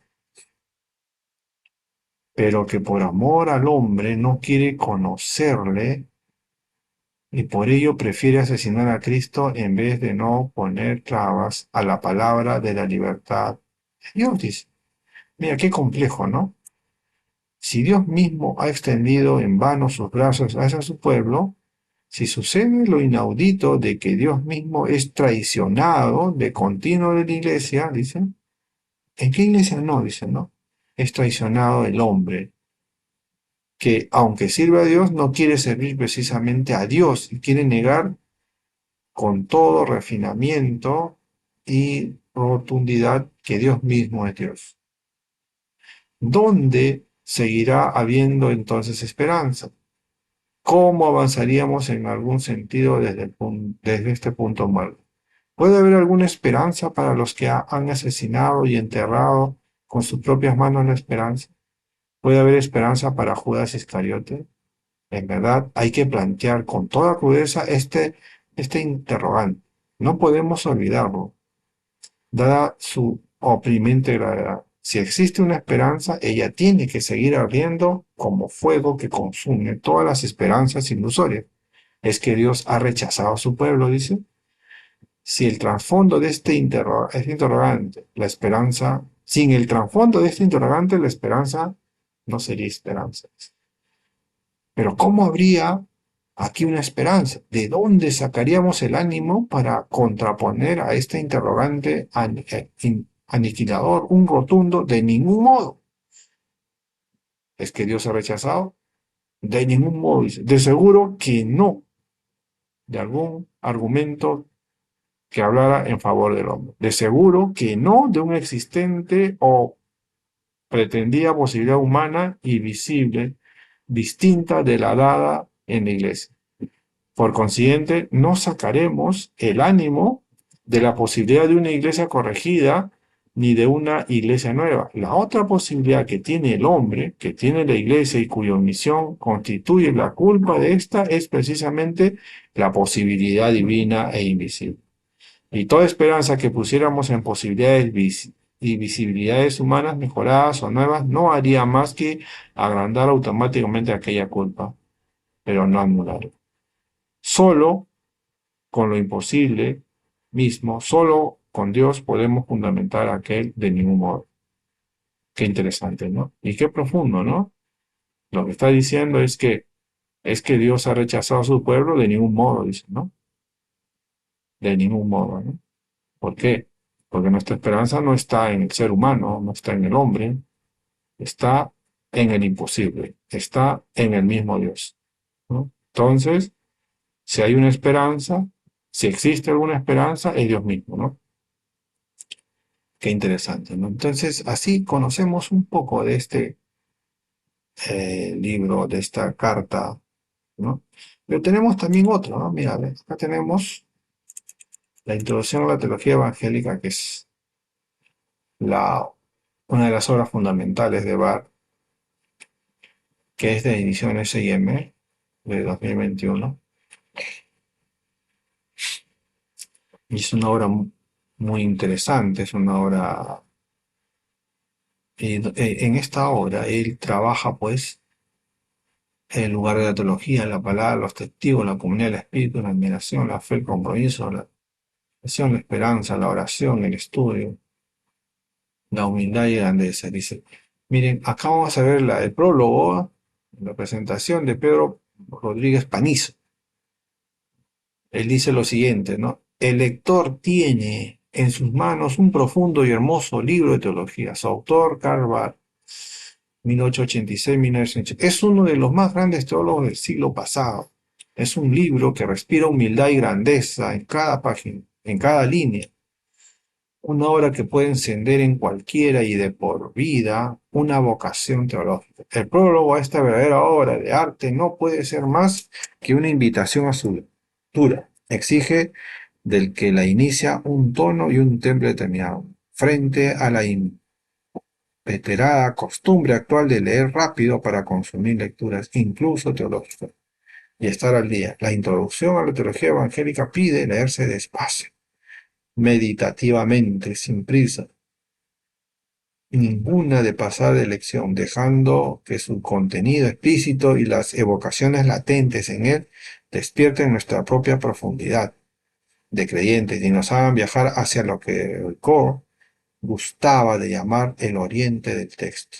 Invita además a dejarse interpelar por su llamada profética hacia la concentración en lo esencial y a estar abiertos a todo, cosa que suele ocurrir casi siempre que se da lo primero.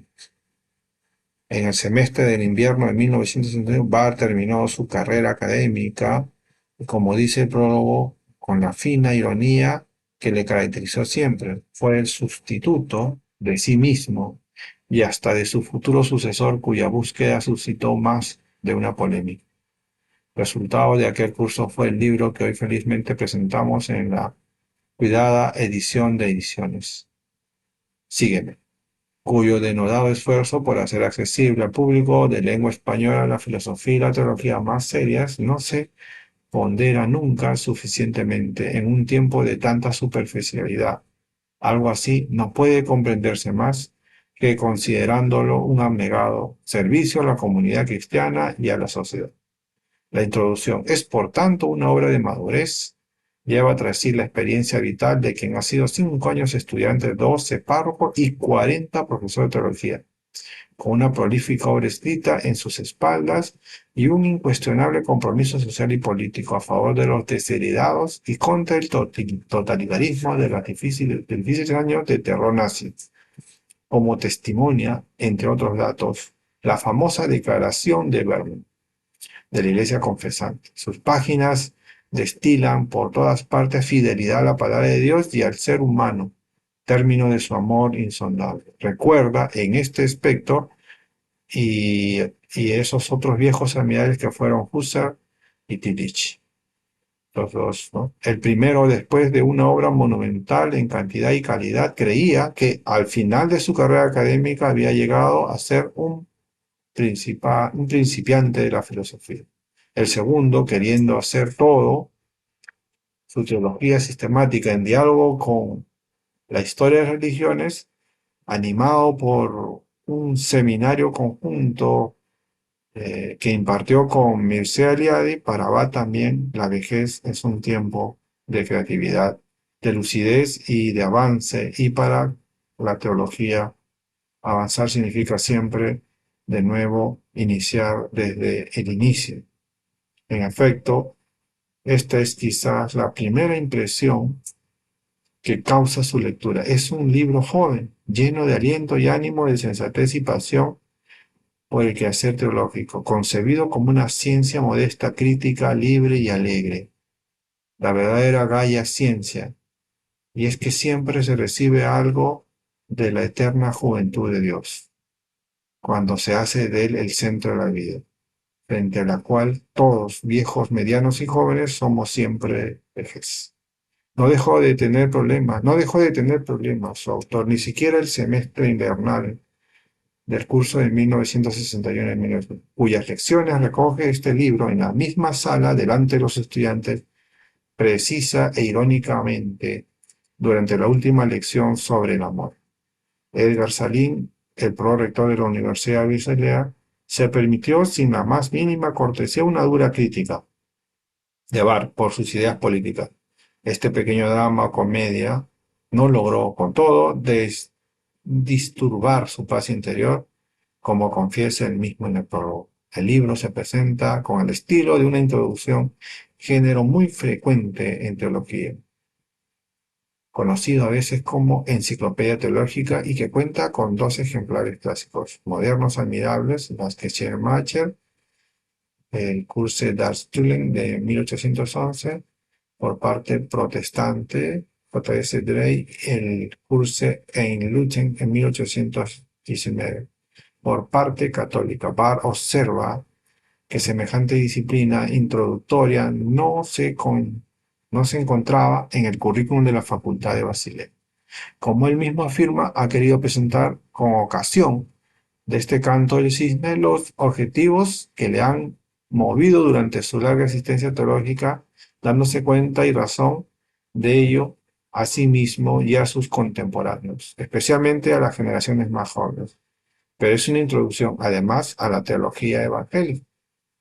Con ello no se refiere solamente a la que nace de la Reforma Protestante del siglo XVI, sino, más importante aún, a la que se funda en la historia de Israel con sus profetas y en los apóstoles y profetas del Nuevo Testamento, en el Evangelio, que es Dios mismo revelado en Jesucristo por el Espíritu Santo.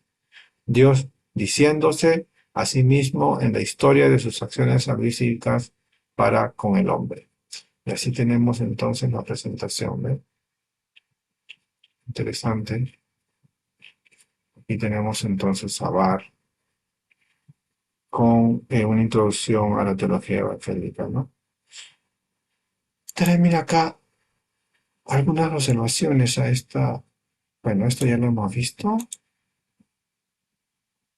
Y acá tenemos otra, mira, Carta a los Romanos, ¿no? Sus antecedentes y el pensamiento de que acá dicen que es el más influyente, este filósofo y teólogo danés, ha tenido mucha influencia en Karl Barth, ¿no? Y yo he revisado esto que está acá, por ejemplo, este escrito, y hay eh, algunos párrafos que me llaman la atención. Por ejemplo, ¿no? Dice, ¿cómo el pensador danés que influyó decisivamente en la lectura del teólogo protestante suizo Karl Barth en su clásica interpretación de la Carta a los Romanos? Justamente ese comentario que hemos visto, dice, el tema de la libertad de la elección, de la posibilidad de la fe, así como el tema de lo que significa ser apóstol o seguidor del cristianismo, es claramente percibido en las obras de Kierkegaard y obviamente los toma de su tradición cristiana. Mira, nosotros cuando vemos esto, la carta a los romanos, está acá, y nos vamos acá, mire, al comienzo, ¿cómo lo presenta? ¿Ve? Justamente los temas que nosotros vemos acá, los temas que están planteados acá, son temas que ya los ha trabajado Soren Kierkegaard, ¿no? Soren Kierkegaard. Entonces, Barr lo va a presentar de esa manera, ¿no? La libertad de la elección, la posibilidad de la fe, ¿no? En los contenidos, ¿no? Ahí vemos la esperanza, la unidad, la meta. Son temas, ¿no? Los tematiza, Barr los tematiza, ¿no? Y de esa manera él desarrolla eh, valiéndose de los postulados que plantea Soren Kierkegaard en el desarrollo de la carta a los romanos. Entonces, hay una dependencia, ¿no? Dice, unos teólogos, Cornelis van der Kooi y Kafka Tolskaka, actuales editores de la versión más actualizada de la Carta Romana de Barth, apuntan en su prefacio un aspecto singular de la construcción teológica del pensador suizo, a saber, la confrontación entre cristianismo y cultura. Mientras que en el protestantismo cultural del siglo XIX, el cristianismo y la cultura occidental aún eran largamente identificados entre sí y los valores cristianos valían como base y fermento de la sociedad, Barth diferencia ahora entre la revelación y el cristianismo. Dice, el cristianismo es un fenómeno cultural, una suma de convicciones y hábitos que dan forma a la existencia humana y estructura a la vida cotidiana. La revelación de Dios, a su vez, debe ser diferenciada de esas expresiones culturales. La fe trata de la confrontación con Dios como categoría de un orden totalmente diferente. Dios es tematizado ahora de forma expresionista y rigurosamente paradójica como algo insólitamente incomprensible y desconocido, que se aproxima peligrosamente. Bueno, aquí vemos una diferencia, ¿no? Es la diferencia, como es que Barth distingue y diferencia al cristianismo de la revelación, ¿no? Es un fenómeno cultural, dice, y la revelación de Dios es diferente de eso. Es diferente de las expresiones culturales, ¿no? Eso es evangélico, ¿no? Ahora vemos acá otro subrayado. Dice, el teólogo suizo disponía y leía al pensador danés en las ediciones alemanas de Göttingen, etcétera, ¿no? Y poseía ediciones alemanas de la época de migajas filosóficas, por ejemplo, científicos, efectivamente, digo, pues, parte, ¿no? Entonces, aquí ya se va detectando la dependencia, ¿no? Por causa de su centralidad en la primera profesión Barth sobre Hegel. Barth incluso cita muchas veces a Kierkegaard, ¿no? Soren Kierkegaard en sus estudios. Mira, por ejemplo, acá señala, ¿no? Cómo Barth cita, ¿no? A ver, miren, que Barth establece, ¿no? Entonces, eh, no es casualidad, no hay una dependencia. El pensador suizo demuestra también conocer una importante obra de Kierkegaard, la recitación del cristianismo. Ahí, a través de la reflexión acerca de la temática Dios-hombre, el teólogo recupera un tema crucial de la tradición teológica que es la encarnación divina y lo aplica con un lenguaje muy kierkegaardiano, a saber, lo incógnito y lo desconocido. El Dios que no se captura solo por un dado tipo de razón, es el Dios que invita a los hombres a vivir una vida diferente. Kierkegaard, la postura de Kierkegaard, ese Dios desconocido, pero que invita a vivir de manera muy diferente, ¿no? Aquí hay una dependencia, ¿no? Barth y su dependencia de Soren Kierkegaard, ¿no? Ahí está, ¿no? Y también coge, ¿no? Ese coraje dialéctico de Kierkegaard que se va a convertir en la teología dialéctica, ¿no? Lo que parece muy significativo. Y esta teología dialéctica es la teología en crisis, ¿no? Es la teología de crisis, ¿no? Eh, es lo que Kierkegaard desarrolla, ¿no? Como el pensador dialéctico, ¿no? Entonces, eh, veamos de que Kierkegaard también es creyente, no es un luterano, ¿no? Es luterano y tiene cierta afinidad, ¿no? Después de haber leído a Kierkegaard, coge alguna de sus premisas. Y en fin, ¿no? Vamos a encontrar esa dependencia en esta obra, ¿no? Es una investigación, dice. Dice acá, el momento de producción de la Carta a los Romanos de Karl Barth es un tiempo de crisis después del contexto de la Primera Guerra. El filósofo italiano Louis Pareison, en su clásica obra Studi Existencialismo, apunta cuanto la obra de un teólogo suizo y la de Karl Jasper son vitales dentro del contexto y cuanto ambas obras, cada una a su modo, son producidas bajo el mismo signo de la filosofía kierkegaardiana, ¿no? Tanto Jaspers como Barth tienen una influencia de Soren Kierkegaard, ¿no? La especulación kierkegaardiana se reproduce sobre todo sobre el concepto de existencia, que significa la exasperada singularidad del hombre desnudo ante Dios, ¿no? Entonces, fíjense, el pensamiento kierkegaardiano, de hecho, es el emblema de la revalorización existencialista del singular. Bueno, eh, descubren, ¿no? Desmantelan la teología de Barth identificando a Kierkegaard, ¿no? En este sentido, la carta a los romanos de Barth no deja de flirtear con eso al colocar al singular delante de Dios como uno de los problemas existenciales de su teología. Hannah Arendt, en un texto titulado Soren Kierkegaard, ¿no? Señala, ¿no? En los tiempos modernos donde la secularización y la desconfianza se instalan, no es necesario solo afirmar al cristianismo, sino que es necesario afirmarlo cuando todos lo niegan a través de tesis y argumentos muy bien elaborados. Entonces, dice, la fe entendida en el sentido de Kierkegaard es aquella paradoja por lo cual lo singular es superior a lo general. Es una invitación a vivir de manera diferente, ¿no? Algo parecido, aunque su efecto fuese más reducido, significó la carta a los romanos de Carvalho, que apareció al mismo tiempo. También en esa obra abunda la negación del progreso, llegado a conclusiones teológicas del colapso de la cultura, la desconfianza en las soluciones humanas fomentadas por la guerra. Condujo a Barth del socialismo al cristianismo una teología radical que negaba a partir de su raíz cualquier desarrollo del cristianismo, dice, ¿no?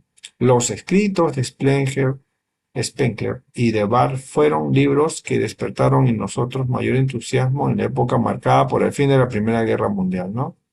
Bueno, aquí vemos el comentario de Lowitt, que es otro teólogo, ¿no? De ese tiempo. En fin, aquí vemos, este es un estudio sobre cuáles son, eh, qué hay detrás de la teología de Barth, ¿no? ¿Qué hay detrás? Y han identificado, pues, a Kierkegaard, a Hegel también lo identifican, ¿no? El objetivo principal fue señalar que la obra de Barth es inspirada directamente del existencialismo a partir de la así llamada teología dialéctica, y que al recuperar el tema del individuo tan cercano a la tradición cristiana y protestante, el teólogo suizo se inserta junto a Kierkegaard y otros importantes autores del periodo en los ciernes de aquello que podemos tomar por existencialismo, ¿no? Está entonces detectado, está influido por Soren Kierkegaard, ¿no?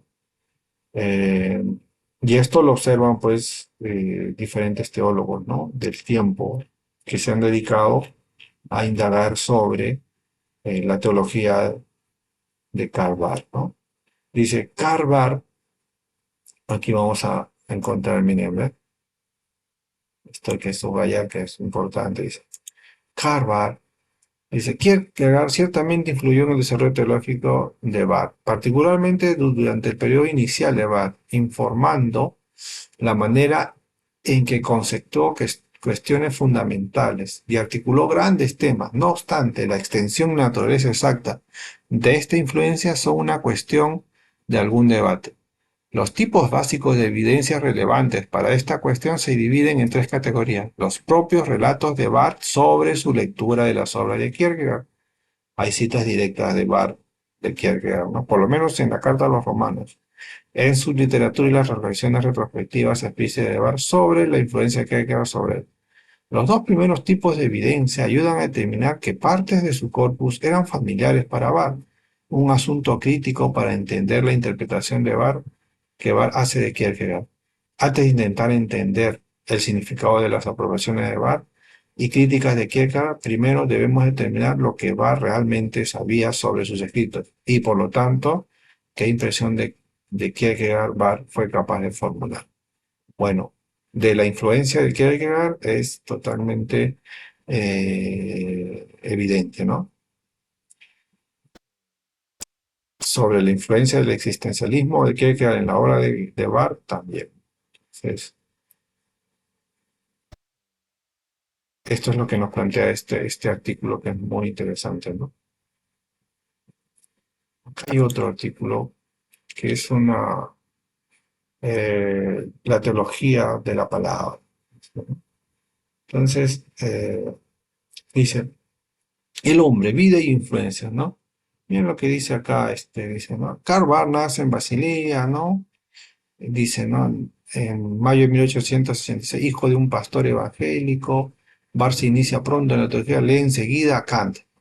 Hay también la influencia de Emmanuel Kant, cuya crítica de la razón práctica le conmueve profundamente. Hasta 1906 se entusiasma con von Harnack, ¿se acuerdan de ese profesor? A quien sigue en su seminario de Historia Eclesiástica en Berlín. Contra la voluntad de su padre, consigue más tarde ir a Marburgo, centro del neocantismo, Kant, Emmanuel Kant, filosófico y teológico, y foco principal de la crítica liberal. Llega atraído por el nombre de Hermann, cuya ética le había seducido años antes. La idea fundamental de este teólogo liberal, el más religioso de todos ellos, es que a Dios solo conocemos a través del Cristo histórico. ¿Ves? Acá sale justamente cuando Barr profundiza sobre el único camino que se tiene hacia Dios es el Cristo, entonces coge de este teólogo, ¿no? De Hermann, ¿no? Entonces, hoy no nos extraña la frase de Barth, he absorbido a Hermann por todos mis poros. Mira, qué interesante, ¿no? Kant y Schleiermacher siguen siendo sus autores preferidos. La primera gran guerra les sorprenderá siendo pastor en Safenwil, pequeña parroquia obrera y campesina, donde Barth vive por primera vez una auténtica existencia comprometida, ¿no? La teología científica le resbala y prácticamente le abandona, y la abandona, mientras que cada vez se interesa más por los estudios sociales, sindicatos, seguros, trabajo, legislación, terminando por alistarse. Bueno, eso es lo que hemos visto en parte de su biografía, ¿no? Pero aquí vamos a encontrar otra cosa, ¿no? Eh, que debería llamarnos, que de alguna forma coincide con lo que hemos señalado, ¿no? Dice, pero Barth no ha querido con esta obra, cuando habla de comentario de los de los romanos, hacer una teología nueva, es solo un frenazo, dice, un correctivo a la teología del siglo. Ciertamente, la teología de Barth en este sentido es contestataria, ¿no? Ligada al idealismo, al optimismo intramundano, a la fe de la humanidad, a la ciencia y el progreso. Ese ideal cae con la Primera Gran Guerra y con él cae la teología liberal. Barth reacciona entonces con lo que se va a llamar teología de la crisis o teología dialéctica, ¿no? Es todavía la palabra de un pastor, ¿no? Viva, ardiente y profeta. Otros hombres procedentes de campos teológicos distintos, mire, y esto es lo interesante, ¿no? Y y nacionalidades diferentes se orientan en la misma dirección y acaban agrupándose en torno a Barth.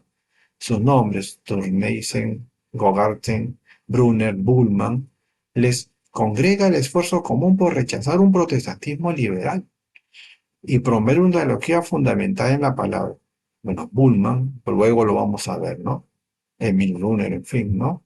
Pero pronto el grupo irá disolviéndose. Primero los más alejados, Tillich, otro que vamos, Eric Peterson, después Hogarten, Brunner, Bullmann. Solo Turneysen le permanecerá siempre fiel. El grupo de la teología dialéctica se disolverá definitivamente e incluso el mismo Barth modificará sus expresiones y su actitud cuando deje de ser pastor para convertirse en profesor universitario. Bueno, ahí están, ¿no? Los amigos de Barth en un momento, ¿no? Y estos son nombres pesados, ¿no? Son nombres pesados. Dice, un comentarista suyo ha llegado a decir que es imposible entenderle si antes no se ha entendido a Platón, Hegel y Kant. La influencia de Hegel es obvia. Bueno, eh, a todo el idealismo alemán y en concreto a Hegel debe la forma de su pensamiento, el estilo de su sistemática, la noción de dialéctica y de síntesis. Platón inspira la idea del Dios desconocido para el hombre. Claro, Platón es uno, ¿no? El motor inmóvil, ¿no? El Dios desconocido.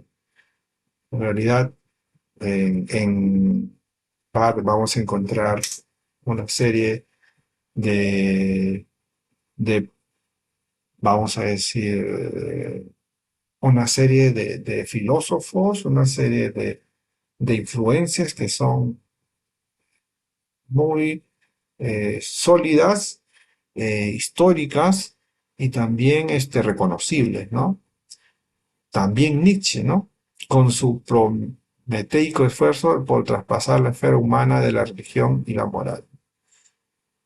Bueno, es un teólogo complejo, pero que se puede distinguir, ¿no? Y aquí hay que hablar de quien toma la diferencia colectiva entre Dios y el hombre, ¿no? Tiempo y eternidad. Bueno, esto es lo que podemos nosotros entonces conocer de Kant, no, de Barth, ¿no? Y todas sus influencias, ¿no? Son vastas, ¿no? De esta manera hemos tratado de indagar y hemos tratado de abordar a este teólogo y filósofo, ¿no? Karl Barth, ¿no? Espero que nos haya servido de algo y espero también que podamos así ir profundizando en otros teólogos, en otros movimientos, otros pensadores del siglo XX, ¿no? Que han influenciado en la teología protestante de alguna manera, ¿no? Entonces nos estaremos viendo en, en las siguientes ocasiones, ¿no? Entonces, bye, que Dios nos bendiga, mis hermanos.